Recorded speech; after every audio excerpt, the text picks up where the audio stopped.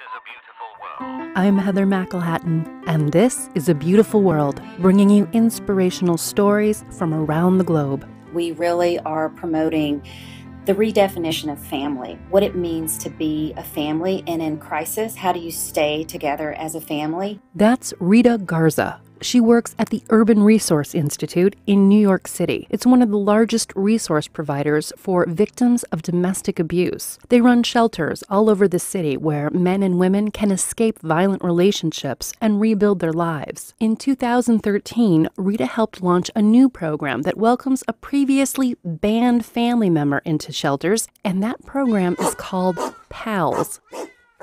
And it stands for People and Animals Living Safely. We allow victims of domestic violence to come into shelter with their pet and live with their pets. It's estimated that over 3 million people are living with domestic violence. Out of that group, an enormous 25% have said that they stayed or returned to their abusive relationships because they didn't want to abandon their pets.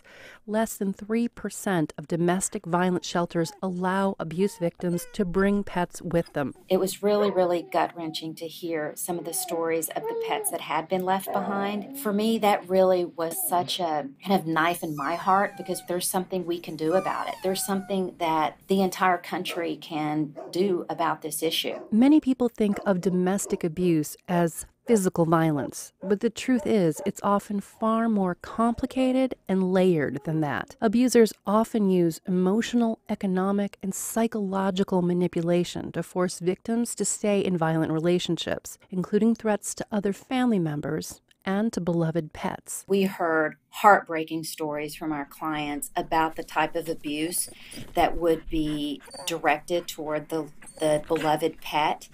Very physical violence. It's really hard to talk about it, but I think it's important for people to know that this happens all the time.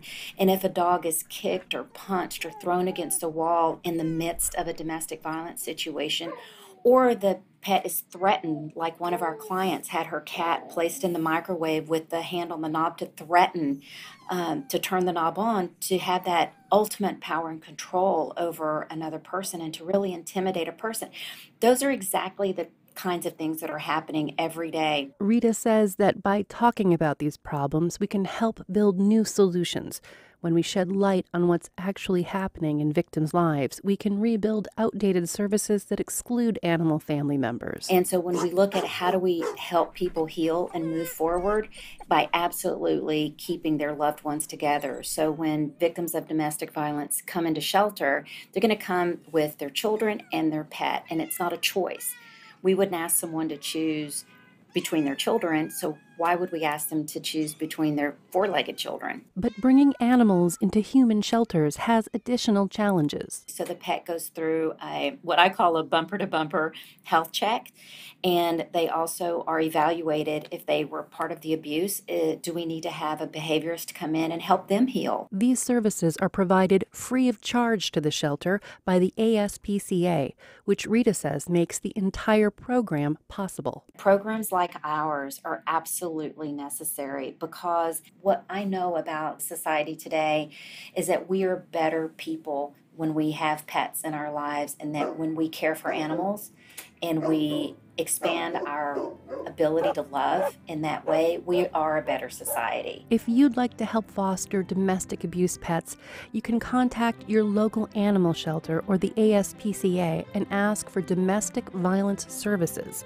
If you yourself need to find a shelter that takes pets, visit safeplaceforpets.org to find off-site housing and care for both people and pets who need a safe escape from domestic violence. I'm Heather McElhatton, and this is A Beautiful World. My idea for A Beautiful World is that combination of animals and people living harmoniously and without abuse.